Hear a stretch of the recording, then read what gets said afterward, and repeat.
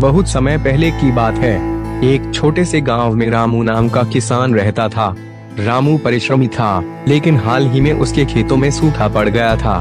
फसलें बर्बाद हो गईं, कुआं सूख गया और उसके घर में अन्न का एक दाना भी नहीं बचा।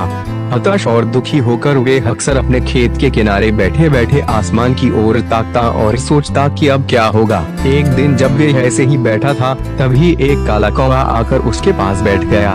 कौवा कुछ देर रामू को देखता रहा और फिर बोला, रामू भाई, क्यों इतने परेशान हो?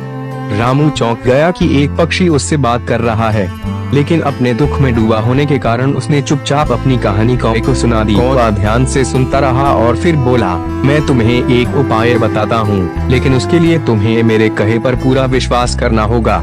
रामू ने सहमति में सिर हिलाया। कौवा बोला, तुम कल सुबह जंगल के उस पार वाले पहाड़ पर जाओ, वहाँ एक पुराना सूखा तालाब है। उस तालाब के किनारे तुम्हें कुछ काले पत्थर मिलेंगे। उन पत्थरों को अपने खेत के चारों ओर गोल घेरा बनाकर बिछा दो, फिर बिना किसी लालच के हर रोज उसमें थोड़ा थोड़ा पानी डालो। रामू को बात कुछ समझ नहीं आई, लेकिन उसने सोचा कि खोने को अब है ही क्या। अगले दिन उसने ठीक वैसा ही किया। कई दिन बीत गए। धीरे धीरे उस घेरे के अंदर मिट्टी में नमी आने लगी।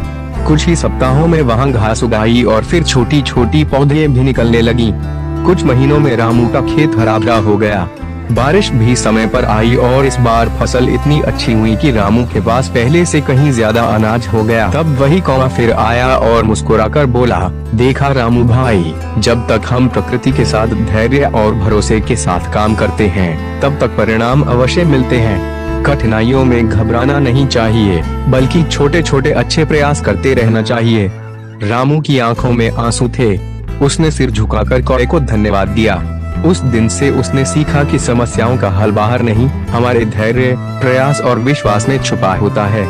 गांव के बाकी लोग भी रामू से प्रेरित होकर कठिन समय में उम्मीद न खोने और लगातार प्रयास करने का पाठ सीख गए।